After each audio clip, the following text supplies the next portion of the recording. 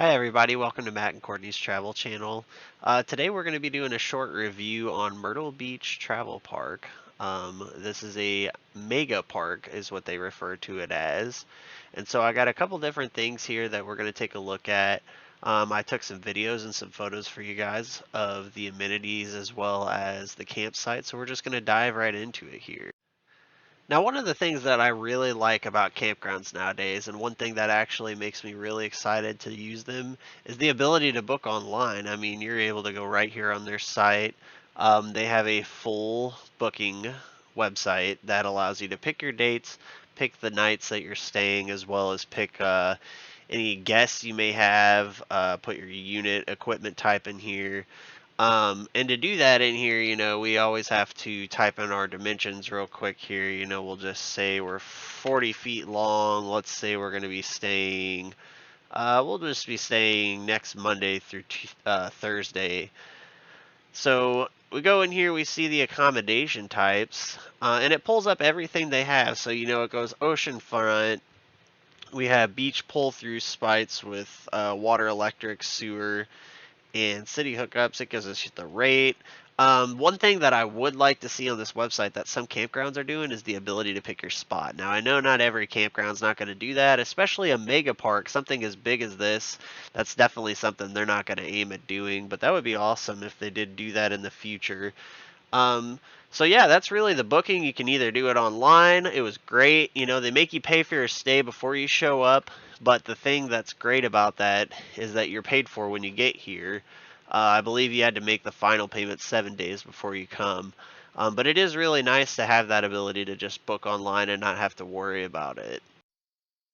So one thing that I really like about these mega parks that a lot of them don't actually do very often because you're so close together is have an outdoor space. Here we have a picnic table that's covered. We have a little bit of a grassy area to let your animals out, and some extra space to park your vehicles, which is really nice. One of the other things I really like about this park is that you have direct beach access. You walk right over these stairs here that take you across the sand dunes, and you get a big open view of the beach, which is great.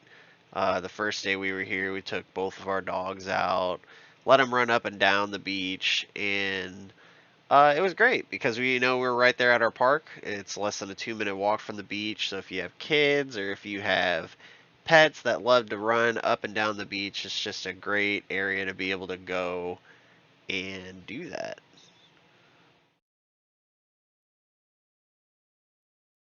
One thing that I would say is a negative about this park, which is the case with many mega parks, is that you just lack that extra space. Some people like to go, they like to have extra space to look around, to have their yard where they can set up maybe outdoor fencing for their pets.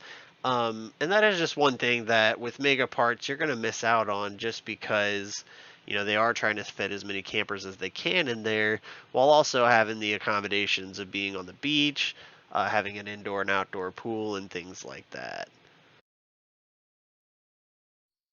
One of the last things I wanted to take a chance to go over with you guys here and review briefly is just a layout of the park map. This is straight from their website, from Myrtle Beach's website. Um, and it just kind of goes over a little bit about where they're at and where we were. So we were kind of over here a little bit. I don't remember our specific site number, but we were within we were about halfway through here, so we were a little ways of walking from the beach. One thing that I do like about this place that not many mega parks or just campgrounds in general offer is the ability to eat on site. I just think that's fantastic. They have a restaurant over here, they have a pavilion, and they have a full schedule of events on their website about live activities that they're going to be doing through the summer that would be very beneficial with somebody with kids. They do very family friendly items. You'll also note here that they have a general store as well as a pool, a lazy river, and an indoor pool even if there's a day where the weather's not real great outside or anything like that. They offer a large play area as well as a snack bar and arcade. Up here at the office, they do have a security checkpoint. They were a little stingy if you didn't have your tag up. We went to a show where we had to take our tag down. They'll stop you, ask you where you're going, what your site number is. But 9 times out of 10, if you just show them that tag, hang it back up, that's all they really need to see. They do offer a dump station here on site that you'll see over here to the left, and that just gives you the opportunity if you want to flush lines or anything like that to get in and out. As far as maneuvering a 44-foot camper such as ours through this park, there was a couple opportunities where it did get a little tight. One of the areas where I thought it was really great is that you would come in, you had a separate RV entrance, and they have parking spaces up here by the office where you can park to go to check in. Once you get checked in here, you kind of loop around this corner, and the security gate's a little bit narrow. I think we had about a foot of clearance. We're 43 feet long and 8 feet wide, so about as wide as your average tow vehicle. Pulling a fifth wheel. So coming through here, like I said, we had about a foot of clearance on each side, so plenty of room to maneuver there. The circle drive, real great, real easy to get around in. That was probably actually the easiest part to maneuver.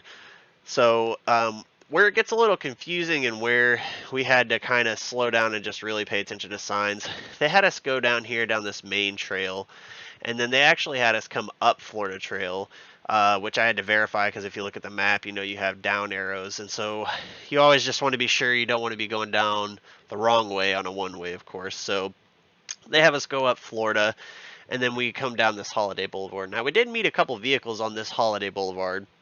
It was a little narrow.